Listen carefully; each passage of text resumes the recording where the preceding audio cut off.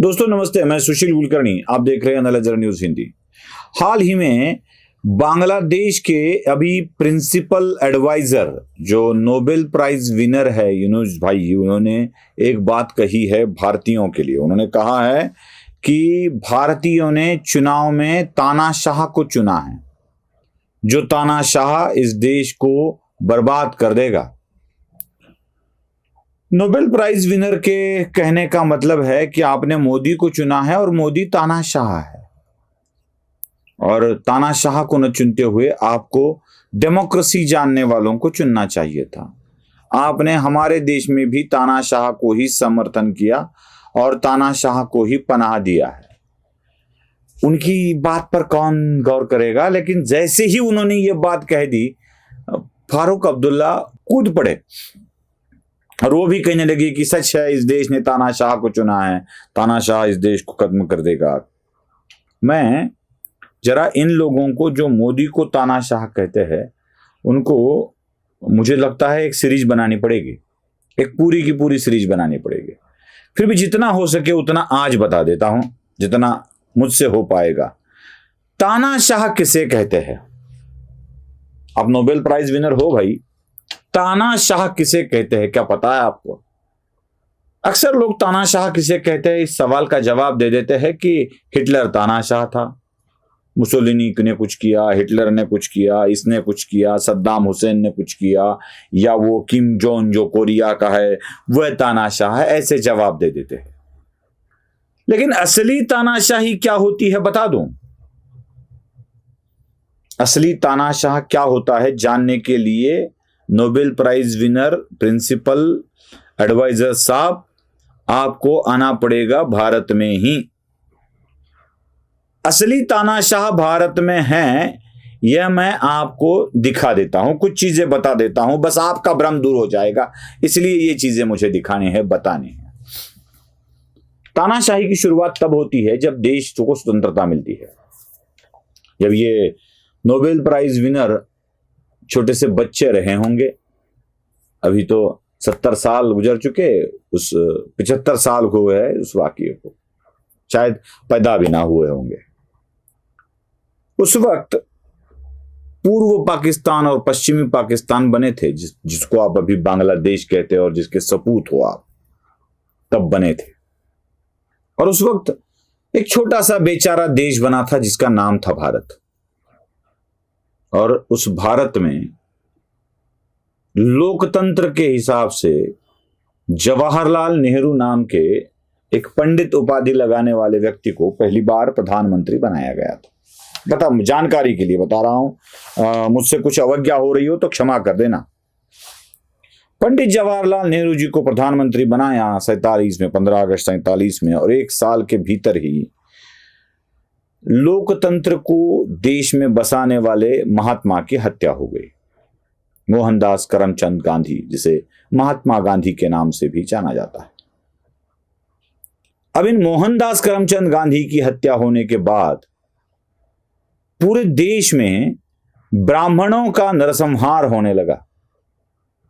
नरसंहार क्या, वंश विच्छेद ही कह दीजिए, वो होने लगा। और उस वक्त के कांग्रेस नेताओं ने इसे रोकने के लिए कुछ बातें कहने की कोशिश की। कई किताबों में ये बातें दर्ज है, और न सरकार ने इसे रोका न कुछ किया, बल्कि महाराष्ट्र में ब्राह्मणों का वंश विच्छेद करने पर उतारू हो गए थे।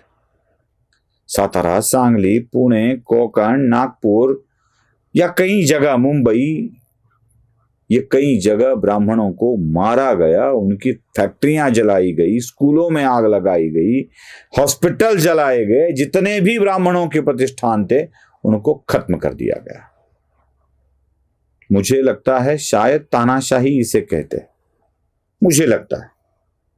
आपका तानाशाही के बारे में कुछ और मत हो तो रख लीजिए, लेकिन मेरे हिसाब से तानाशाही इसे कहते हैं। जब देश स्वतंत्र बन जाता है और स्वतंत्र देश में कुछ पंडित जवाहरलाल नेहरू से अलग मत रखने वाले अपने अपने पक्ष को रखने लगते हैं, जब भारत में पाकिस्तान के हस्तक्षेप को लेकर कुछ चीजें न्यूज़पेपर्स में या अखबारों में छापी जाती है, तब फ्रीडम ऑफ स्पीच को दबाने के लिए देश का पहला संशोधन करने वाले संविधान में व्यक्ति होते हैं पंडित जवाहरलाल नेहरू, जो चीनी हस्तक्षेप या विदेशी हस्तक्षेप के बारे में सरकार के बिना परमिशन कोई कुछ नहीं छापेगा ऐसा कानून बना देते हैं। मेरे ख्याल से तानाशाही इसे कहते हैं। तानाशाही की हर एक की अपनी अपनी व्याख्या होती है। दिल्ली में गोवंश हत्या बंदी को रोकने के लिए जब इंदिरा गांधी प्रधानमंत्री थी, तब बड़ा जुलूस निकाला जाता है, बड़ा मोर्चा निकाला जाता है और इस पर अंधाधुंध गोलीबारी और लाठीचार्ज किया जाता है। कई साधुओं की मौत इसमें हो जाती है। एक साधु तो इंदिरा गांधी को शराब तक दे डालते हैं। साधुओं को मार देना ही तानाशाही कहा जाता है। हिंदुओं पर आक्रमण करके उनको मारना ही तानाशाही कहा जाता है, ऐसा मुझे लगता है। तानाशाही की आपकी कुछ अलग व्याख्या हो तो आप बता दें। इंदिरा गांधी ने तो देश में कितनी सरकारें गिराई, राज्यों वाली कितनी। कांग्रेस के शासनकाल में चाहे राजीव गांधी का हो, इंदिरा गांधी का हो या नेहरू का हो, अपने अपने शासनकाल में उन्होंने राज्यों की सरकारें इतनी बर्खास्त की कि वो आज तक रिकॉर्ड नहीं टूटा है। मेरे ख्याल से अपने पसंदीदा लोगों की सरकार अगर राज्यों में बनती है तो उसे गिराने वालों को और अपने हाथ में सत्ता लेने वालों को तानाशाह कहा जाता है। और चले हैं नोबेल प्राइज विनर साहब इस देश में प्रधानमंत्री को तानाशाह बने। याद है इंदिरा गांधी ने इस देश में आपातकाल की घोषणा की थी, याद है? उस आपातकाल की घोषणा में क्या क्या किया था? अरे कोई गायक उनके पक्ष में होने को तैयार नहीं है तो उस गायक का बहिष्कार कर दिया। जनसंख्या आबादी बहुत बढ़ रही है, इसलिए लोगों की पकड़ पकड़ कर नसबंदी करवाई गई, बच्चे होना बंद हो गया लोगों को। तानाशाही इसे कहते हैं। बदसूरती को खूबसूरत बनाना अच्छी बात है, लेकिन खूबसूरत दिखे इसलिए बदसूरतों को ही खत्म कर देना, इसे क्या कहते हैं? ऐसी कितनी झुग्गियां हटाई गई, तानाशाही इसे कहते हैं। याद है जब इंदिरा गांधी के बेटे राजीव गांधी को एक बहुत बड़ा जनमत मिल गया था, जिसे 2/3 से भी ज्यादा संख्या में सांसद चुनकर आए थे, और राजीव गांधी को तब एक कोर्ट का फैसला आया था। हाँ, वो बता देता हूं। इंदिरा गांधी ने आपातकाल की घोषणा कोर्ट के फैसले के बाद ही की थी। मतलब कोर्ट के फैसले ने इंदिरा गांधी को अपात्र करार दिया था और उस कोर्ट के फैसले को बदलने के लिए ही इंदिरा गांधी ने आपातकाल की घोषणा कर सारे सूत्र अपने हाथ में ले लिए थे। चलो छोड़ दीजिए, चले इंदिरा राजीव गांधी के ऊपर आते हैं। राजीव गांधी के कार्यकाल के वक्त एक शाहबानो नाम का एक मुकदमा चला था कोर्ट में, जहां कोर्ट ने शाहबानो केस में मुस्लिम घटस्फोटिता को, जिसे तलाकशुदा महिला को कुछ रकम दी जाए, जिसे मराठी में पोडगी कहा जाता है, पैसे दिए जाए, ये कहा था।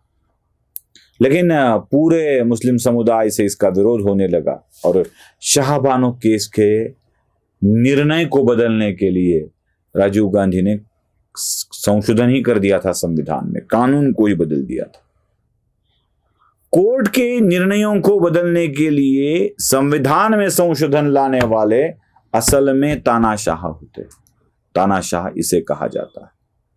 फारूक अब्दुल्ला शायद भूल गए होंगे, उनकी तरफ तानाशाही का कैसे मौसम चलता था। तानाशाह उसे कहते हैं जो अपनी जगह अपने बेटे को ही बिठा देता है। शेख अब्दुल्ला की जगह फारूक अब्दुल्ला आते हैं, फारूक अब्दुल्ला की जगह उमर अब्दुल्ला आते हैं, उमर अब्दुल्ला की जगह भी उनका बेटा आएगा। जब चांस मिले तो अपने ही खानदान को आगे बढ़ाना तानाशाह कहा जाता है।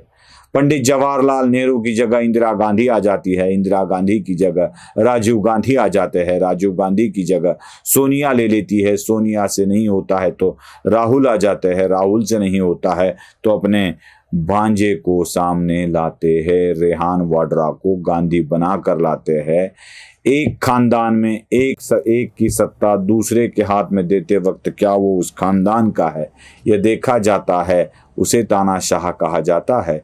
करुणानिधि की सत्ता बेटे स्टालिन के हाथ में ही चली जाती है, उसे तानाशाह कहा जाता है। जो एक ही घराने में सत्ता कायम रखते हैं उसे तानाशाह कहा जाता है। तानाशाही के और कुछ उदाहरण आपके सामने अगले एपिसोड में जरूर प्रस्तुत करूंगा। नमस्ते।